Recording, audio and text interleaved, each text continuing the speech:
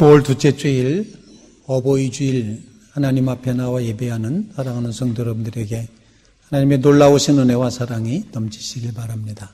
특별히 어버이 되신 교회 여러분들 모두에게 하나님이 주시는 건강과 기쁨이 가득 채워지시기를 주님의 이름으로 기원을 드립니다. 호산나 찬양대의 찬양을 하나님께서 기뻐 받으신 줄로 믿습니다. 어머니의 기도는 잊을 수가 없다, 그렇게 생각을 합니다. 지난 주일 어버이날 한밤중에 저는 이제 영화를 한 편을 관람을 했습니다. 챔피언이라고 하는 그런 영화였습니다.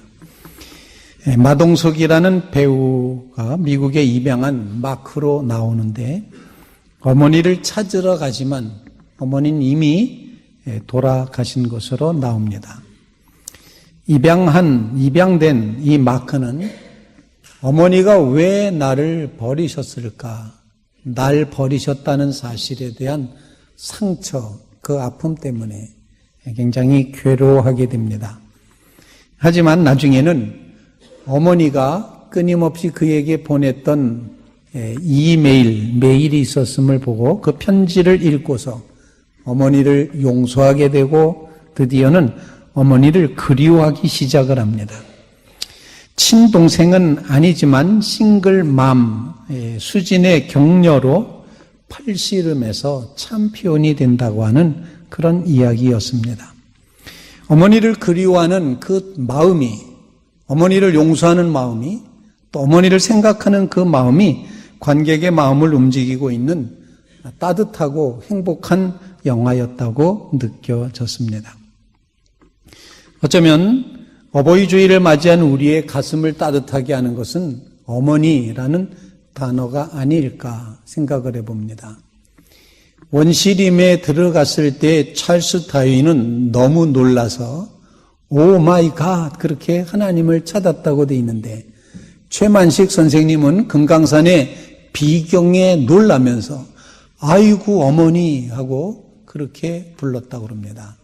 우리 한국 사람들에게는 어머니가 어떤 위기나 위험이나 또는 기쁨이나 슬픔이나 어떤 극적인 순간에 아이고 어머니 이것이 변해서 아이고 머니나 이렇게 되었다 생각을 합니다. 어머니는 어떤 의미에서 우리에게 하나의 가치이고 하나의 삶의 원동력이라는 것을 일깨워주고 있다 생각을 합니다.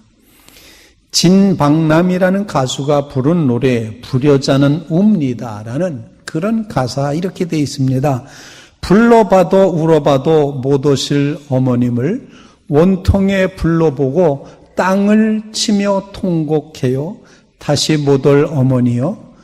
불초한 이 자식은 생전에 지은 죄를 엎드려 빕니다.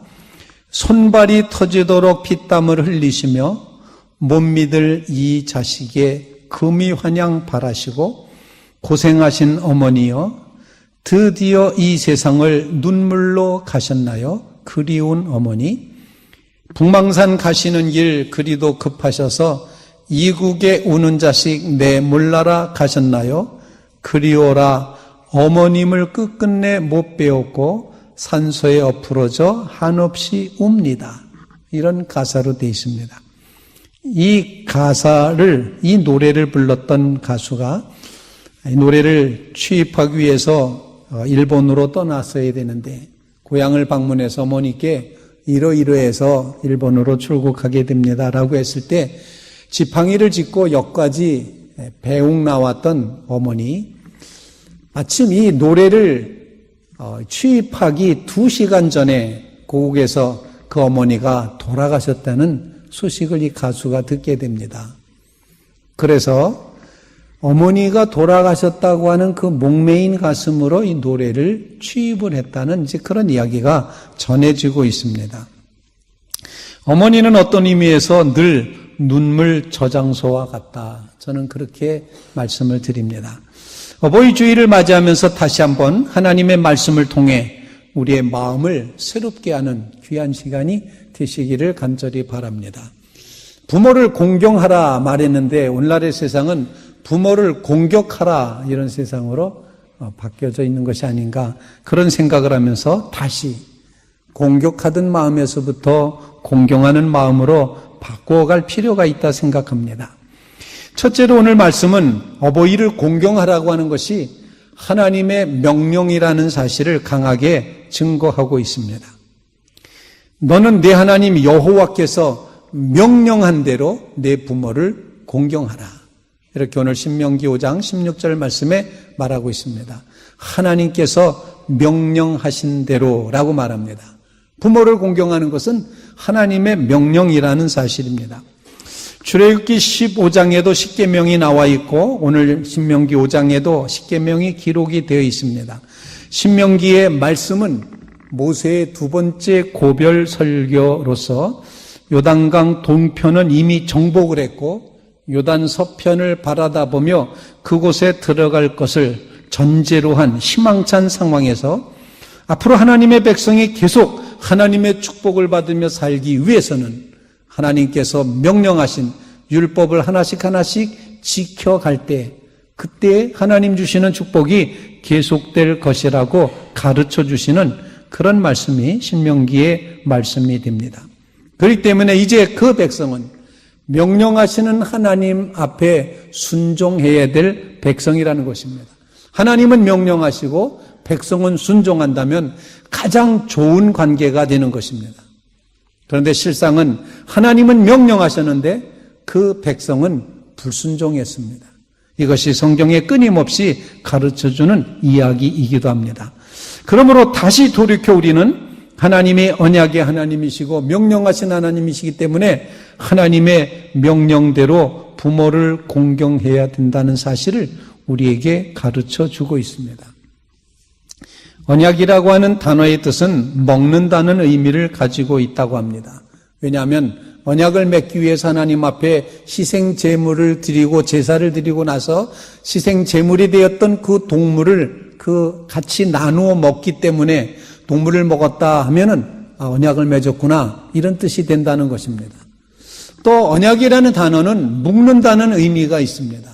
둘을 하나로 묶어서 하나님의 백성인 이스라엘과 하나님을 하나로 묶어내는 그런 의미가 언약이라는 말씀인데 하나님께서는 우리에게 언약으로 내 부모를 공경하라 이렇게 말씀을 하고 있다는 것입니다. 그리고 언약을 맺는 그런 모든 이 형식에는 어떤 서식이 있다 그렇게 생각이 되는데 상황적인 역사를 먼저 진술을 합니다. 그리고 여호와가 이스라엘의 하나님이심을 선포합니다. 순종하거나 불순종하거나 그 결과를 또한 말하고 그리고 나서 계명을 제시하고 있습니다. 호렙산에서 맺은 십계명의 언약은 단순히 하나님과 어떤 개인이 맺은 언약이 아니라 하나님과 이스라엘 민족 전체가 맺은 전 민족적인 계약, 언약이라는 사실을 우리에게 가르쳐 주기 때문에 하나님의 명령에 대한 올바른 태도가 우리에게 꼭 필요하다 생각을 합니다. 전심을 다하여 하나님의 명령을 들어야 되고 그 명령을 순종해야지 되고 지켜야 된다는 사실입니다. 여러분 모두 어버이를 공경하라고 하는 하나님의 명령을 귀히 여기는 믿음의 성도들이 되시기를 주님의 이름으로 축원을 드립니다.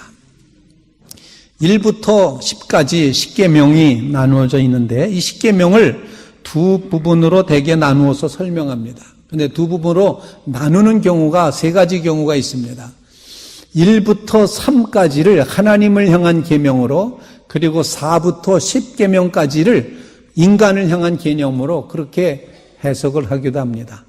이것은 뭘 표현하는 거 아니 안식일을 지키는 것을 하나님 편에다 두지 않고 인간이 마땅히 해야지 될 인간의 본분이라고 해석하는 경우에 1, 3계명과 4, 10계명으로 그렇게 나누게 된다는 것입니다. 또 하나는 우리가 흔히 알고 있는 대로 1, 4계명은 하나님을 향한 계명이고 5부터 10번째까지의 계명은 인간을 향한 계명이라고 우리가 흔히 그렇게 알고 그렇게 배워왔습니다. 그런데 세 번째로 유대인들은 십계명을 나눌 때 1부터 5까지는 5계명까지 5계명을 중시하셔야 되는데 이것은 내 부모를 공경하라가 5계명이거든요. 5계명까지를 하나님을 향한 계명으로 두고 6계명부터 10계명까지를 인간을 향한 계명이라고 본다는 것입니다.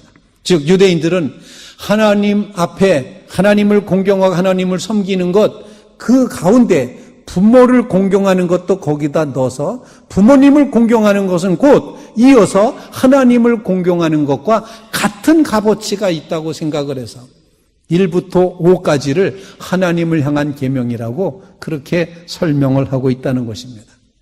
하나님께서 명령하신 이 계명을 귀히 여기면서 명령하셨기 때문에 그 명령에 따라 부모님을 공경하기로 결심하고 결단하는 믿음의 성도들이 되시기를 바랍니다. 두 번째로 오늘 말씀은 이렇게 하나님의 명령대로 내 부모를 공경하라라고 했을 때 하나님께서 주시는 축복이 있다고 선언을 하고 있습니다. 부모를 공경하라 그리하면 네 하나님 여호와가 내게 준 땅에서 내 생명이 길고 복을 누리리라. 네가 잘되고 땅에서 장수하리라. 또 이것이 하나님 앞에 받으실 만한 것이니라. 이렇게 오늘 본문에 계속 말함으로써 하나님이 주시는 놀라운 축복이 준비되어 있다는 사실입니다. 사랑하는 성도 여러분, 하나님을 공경하는 마음으로 부모님을 공경할 때에 그때 하나님은 우리를 위해 놀라운 것들을 준비해 놓으시고 있다라는 것입니다. 하나님께서 주시는 준비해 놓으신 놀라운 축복이 여러분의 삶 속에 꼭 채워지시기를 간절히 바랍니다. 내 생명이 길고 복을 누리리라 이렇게 말한 이 장수의 축복은 고대 사회에서는 그들이 생각할 때 가장 큰 축복은 장수의 축복이었습니다. 다시 말씀드리면 이 말씀은 부모를 공경하라 그리하면 내가 가장 소중하다고 생각하는 가장 좋은 축복을 받게 될 것이다. 아마 이 가장 소중한 이 축복은 사람마다 조금씩 차이가 있을 거라 생각을 합니다. 그런데 당시 사회에서는 오래 사는 것, 장수하는 것, 이것이 최고의 축복으로 생각을 했었습니다. 요즘도 사람마다 이 생각하는 가장 소중한 것이 다른데 요즘 중고등학생들은 뭐가 선물이냐 그랬더니 우리 사무실에서 하는 이야기가 중고등학생들에게는 뭐가 제일 좋은 소중한 선물인 거 아니? 데이터라 그럽니다. 그래서 부모님이 데이터를 주면 제일 좋아한다고? 그게 무슨 소리냐 그랬더니 게임을 해야 되는데 게임하기 위해서는 데이터를 줘야지 된다는 겁니다. 그게 가장 좋은 것을 준다. 이런 표현. 여러분의 삶에 있어서 가장 좋은 것이 무엇이든지 부모님을 공경하는 백성에게 하나님은 가장 소중한 것, 귀한 것을 여러분에게 허락하신다는 사실입니다. 이 사실을 굳게 믿고 하나님께서 주시는 영적인 또는 육신적인 그리고 또는 관계적인 이 모든 좋은 축복을 누리며 살아가는 믿음의 성도들이 다 되시기를 간절히 바랍니다. 이 공경한다고 하는 단어는 무겁다 이런 뜻을 가지고 있습니다. 부모님을 생각하는 마음이 우리 비중을 크게 두어서 무겁게 두어서 우리의 마음속은 아주 부모님을 섬기고자 하는 마음으로 가득 채워져야 된다 하는 그런 이야기입니다. 그리고 성경에는 효라는 단어가 오늘 본문 디모데전서 이제 오늘 본문 말씀에 이제 기록되어 있는 디모데전서 5장 4절 말씀에 딱 한 번만 효라는 단어가 등장을 합니다. 효라는 단어가 한 번뿐이 등장하지 않기 때문에 사람들은 기독교는 효를 좀 무시한다. 가정윤리를 무시한다. 기독교는 조상도 잘 섬기지 않고 제사도 안 드리고 기독교는 어르신을 잘 못 모신다. 이렇게 해서 기독교 선교 초기 역사에는 많은 박해와 어려움을 겪었던 것도 사실입니다. 그러나 그것은 오해입니다. 성경은 부모님을 공경하지 않는 자식은 아예 돌로 치라고까지 말하고 있습니다. 사형에 처하라고 되어 있습니다. 부모가 아무리 견책해도 듣지 않거든 그 자식을 데리고 성문 앞으로 가라. 장로들에게 말해라. 그럼 장로들은 물어보고 나서 돌이킬 기미가 없으면 동네 사람들이 다 돌 들고 나와서 그 자식을 쳐라. 그래서 너희 가운데 악을 제하여 버려라. 이렇게 율법에 분명하게 명하고 있습니다. 이 율법이 실제로 시행됐는지는 제가 잘 모르겠습니다만 그 정도로 부모님의 말씀을 순종하고 공경하는 것은 그렇게 하지 않으면 사형에 해달 정도의 그런 죄라는 사실을 아주 극단적으로 강조하고 가르치고 있다. 그렇게 생각을 합니다. 사랑하는 성도 여러분, 부모님을 잘 공경하며 살게 될 때에 그때 약속의 땅에서 장수하게 되고 복을 누리게 되고 생명이 길게 될 줄로 믿습니다. 그러나 공경을 하지 않고 효를 하지 않으면 저주를 받게 되고 공중 앞에서 심판받게 되고 사형에 처해지게 된다고 그렇게 말하고 있습니다. 인간관계의 효를 신앙관계로 승화시켜서 하나님과의 관계인 것처럼 그렇게 이스라엘 백성들은 생각을 했다는 것입니다. 하나님은 그 백성을 자식처럼 불러내셨습니다. 이스라엘이 어렸을 때에 내가 사랑하여 내 아들을 애굽에서 불러냈거늘 선지자들이 그들을 부를 때 그들은 점점 더 멀리 가고 바알들에게 제사하고 아루새긴 우상 앞에 분향하였느니라. 그러나 내가 에브라임에게 걸음을 가르치고 내 팔로 안았음에도 내가 그들을 고치는 줄을 그들은 알지 못하였도다. 안타까운 마음으로 내 자식인데 라고 그 백성을 향하여서 안타까움을 호소하는 그런 말씀이 호세아서 11장 1절로 3절에 기록이 되고 있습니다. 사랑하는 성도 여러분, 하나님을 섬기듯이 부모님을 공경할 때 주님 주시는 놀라운 축복이 있다는 사실을 기억하시기를 간절히 바랍니다. 성경에는 자녀들이 부모님에게 잘 순종한 이야기들이 많이 기록이 되어 있습니다. 노아의 세 아들들은 아버지의 명령을 따라서 방주에 들어갔습니다. 착하게 며느리들도 다 들어갔습니다. 자, 이삭은 아버지 아브라함의 뜻에 따라서 죽을지도 모르는 제물로 결박을 당했습니다.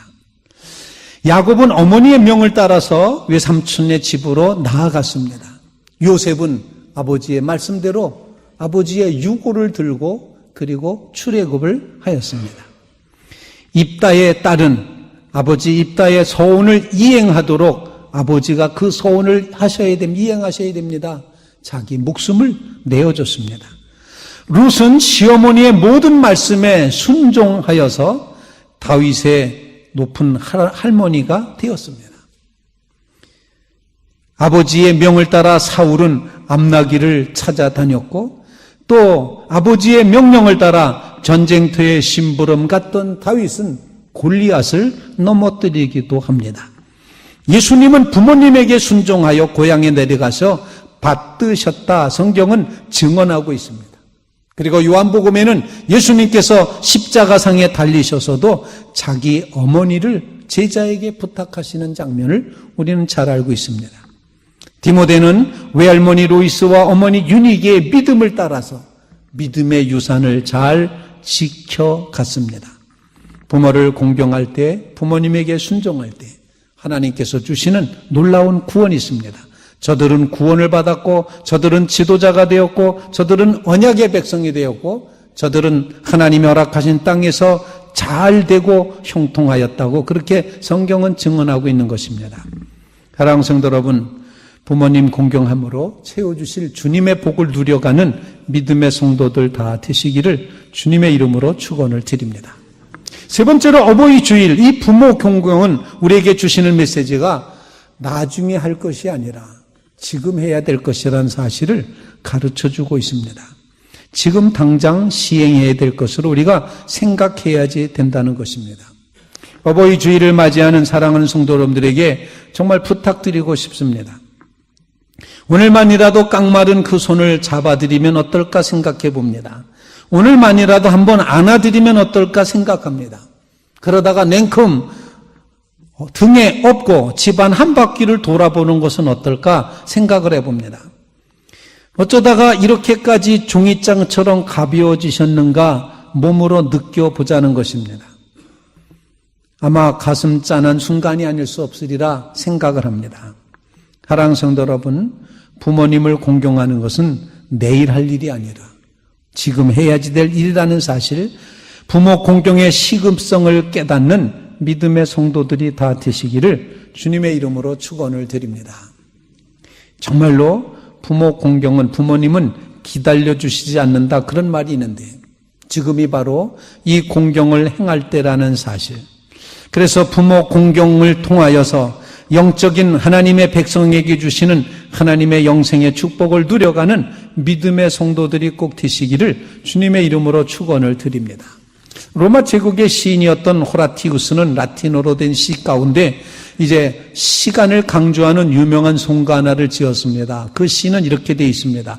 지금 내가 말하고 있는 동안에도 남을 부러워하다가 보낸 세월이 저만큼 도망갑니다.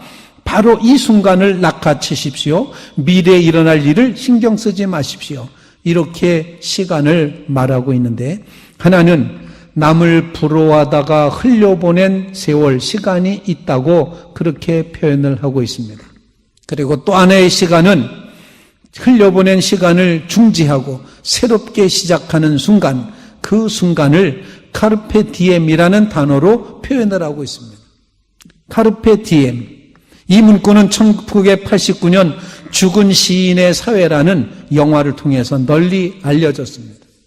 로빈 윌리엄스라는 배우가 사립학교에 영어를 가르치는 존 키딩 선생님 역할을 하는데, 고등학교를 막 졸업하고 새로운 세계를 진입해 들어가야 되는 경계선에 서 있는 자기 제자들에게 카르페 디엠, 즉 책상 위에 올라서서 이제 카르페 디엠이라고, 그렇게 너희가 이날을 잡아라, 너희의 삶을 비범하게 만들어라, 이렇게 외치고 있는 그런 장면으로 유명해졌습니다. 카르페 디엠, 이 디엠이라는 단어는 라틴어로 하루를 의미한다고 합니다. 낮, 하루. 그리고 정말 이 단어는 빛나는 물체, 최초의 빛 또는 빛을 창조하는 존재, 신이라는 개념까지 의미가 확장되어서 신이라는 단어가 라틴어로 네우스라고 하는데, 이 디엠이라고 하는 단어와 어원이 같다고도 이야기를 하고 있습니다. 바로 낮, 빛, 바로 그 순간 하나님, 이것을 이제 잡으라는 그런 이야기입니다. 이 빛은 만물을 존재하게 하고 의미를 부여하는 창조적인 힘이었습니다. 그런데 까르페라고 하는 것은 그 어떤 우주적인 시간을 내 것으로 잡아채는 순간을 까르페라고 그렇게 표현했는데, 이 까르페는 워낙에 고대 로마 농부들이 즐겨 사용하던 단어였다는 것입니다. 농사를 지으면서 시간을 잘 살펴봐야 됩니다. 어느 때 씨를 뿌려야 될지, 언제 비가 오는지, 언제 해가 긴지 짧은지, 이 모든 것들을 잘 눈여겨보고 알아야지 되는데, 그래서 씨를 언제 뿌려야 되는지, 거름을 언제 주어야 되는지, 더더욱 가장 중요한 것은 심어놓은 과일, 익은 과일을 가장 당도가 높을 때, 가장 맛있을 때 그것을 그 나무에게서부터 거침없이 잡아떼어서 쟁취하는 것, 이것을 카르페라고 표현을 한다는 것입니다. 가장 좋은 순간에 그것을 잡아떼는 것입니다. 바로 이 순간을 포착하는 능력, 그것을 표현하고 있는데, 사랑하는 성도 여러분, 부모 공경을 여러분들이 정말 카르페 디엠 하시기를 주님의 이름으로 부탁을 드립니다. 선조들의 어록인 유대인들의 삶에 등불고 삼았던 그 책에는 이런 말이, 랍비 힐렐의 말이 담겨 있습니다. 내가 나를 위하지 않는다면 누가 나를 위하겠는가, 그렇게 말하고, 내가 나만 위하고 있다면 나는 짐승하고 다른 게 뭐가 있는가, 돼지도 그렇게 하고 있지 않냐, 그렇게 말하면서, 그런데 지금이 아니면 언제 하겠느냐. 사랑하는 성도 여러분, 지금이 아니면 언제 하겠습니까? 이 결단의 마음으로 부모 공경의 믿음으로 새로운 결심을 하는 믿음의 성도들 다 되시기를 주님의 이름으로 축원을 드립니다.